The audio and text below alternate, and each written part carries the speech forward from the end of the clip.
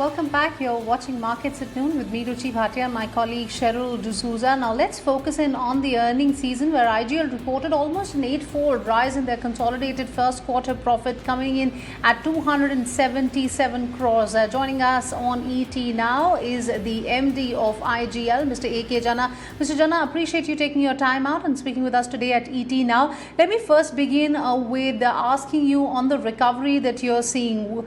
Talk to us about how the volumes are recovering, and are we back at the pre-COVID levels? Because IGL is, of course, one of the beneficiaries of the recovery play that is coming in. Thank you. The Delhi was worst affected in the second wave of the COVID-19.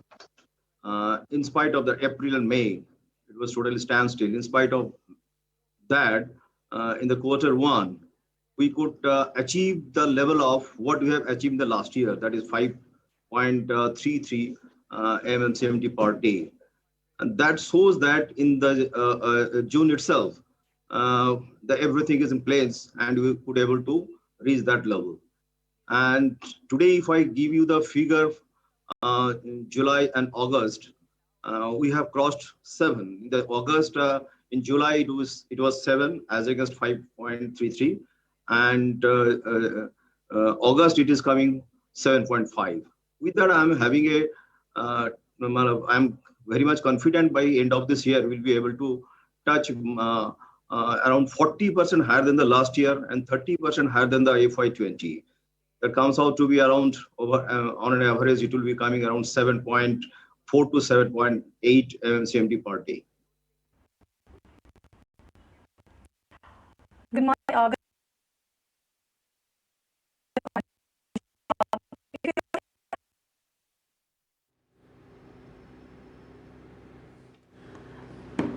Right, there seems to be some technical issue with my colleague Cheryl, but Mr. Jana, there's been a sharp improvement in the margins this time around. What do you attribute it to? What are the factors at play for the kind of improvement that we've seen in the margins?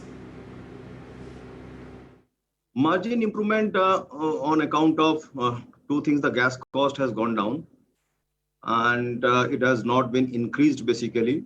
The domestic gas remained the same price in the month of March, and we had definitely increased with anticipation some prices, and additional expenditure was coming because of the COVID. Additional expenditure is there, and parallelly we have reduced this particular quarter. You can see that the operating cost we have reduced by 10 crore rupees by doing various new methods and reducing the cost which was not basically required. So because of that, the margin has gone up. Margin is at par basically. It is not very high. It's 2% higher than that. So we are able to maintain. If you see the EBITDA, it is almost the same, 7.8 and 8, the same 7.9 and 8 as against the last year it was 8. So it is basically I'm saying that we could maintain the margin just on the two accounts. One, the gas cost. We could maintain at the same level by using the long-term cost on gas only. And second thing, O&M expenditure gone down. And third thing is the operational efficiency improvement.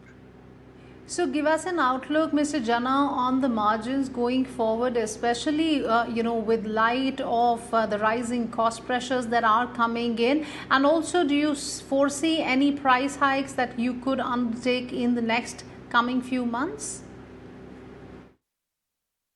You see, we have increased the price that to only 90 paisa, and for domestic price, and 70 paisa for CNG. And if you see that the CNG volume has gone up, and I'm expecting the philosophy what IGL has adopted is that go for volume rather than increasing the price. And today we are selling around 40 kg as against 35 kg per day CNG being sold in pre-COVID situation. And in this case, the school buses and the airport is not functioning fully.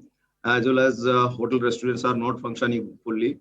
So looking into that, there is already improvement by 15%, and my school and all these things put together, it was carrying around 10 to 12% basically. So already 20, once they are back, and the volume will go by 20-25% extra on the CNG account only. And the domestic and CNG, PNG, these are, sorry, domestic and industrial, they will be improved by 20% more. So all put together, I'm very much confident of what target we do have, top line and bottom line, it will be improved by at the end of the year. It will be around 50% more than the last year, and 30 to 35% would be the FY20.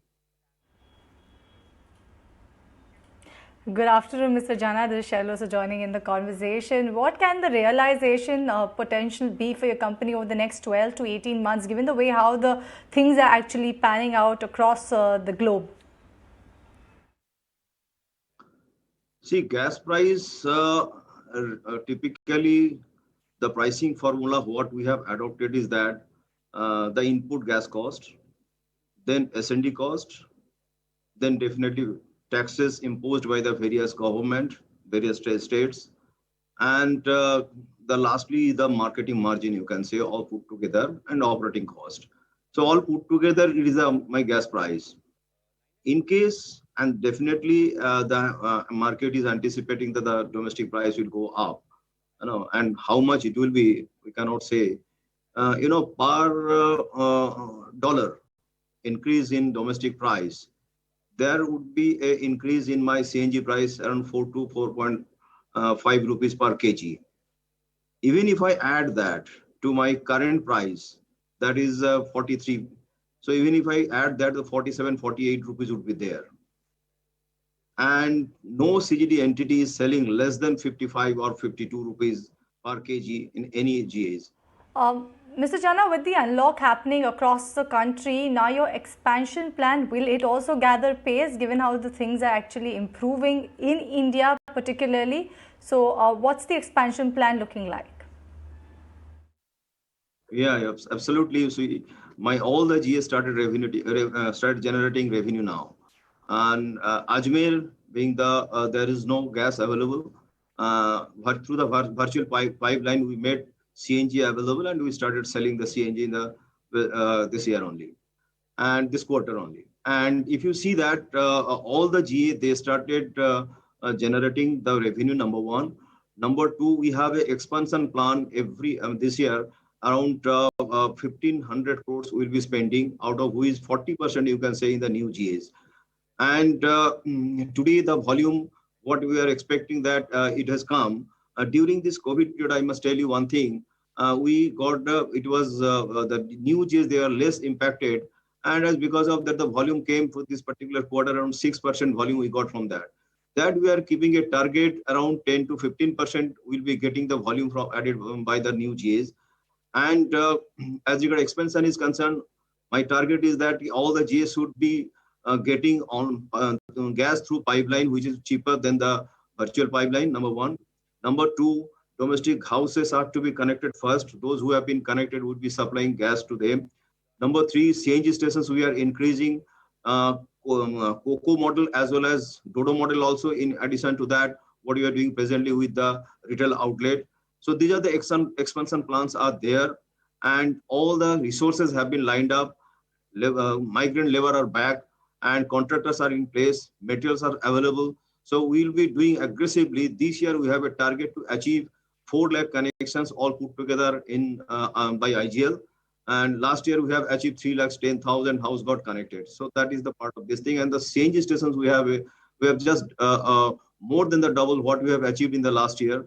That is 65, and this year we are targeting 125 to 150 CNG stations will be adding this year. So with that, I'm very much confident my new GAs would be generating the revenue in a big way. At the same time, we'll be keeping a target that at least 2-3 years, they will start generating the profit. So that is our target. Okay, all right. On that note, Mr. Jana, appreciate you taking your time out and giving us a sense of how the company is protecting its margins.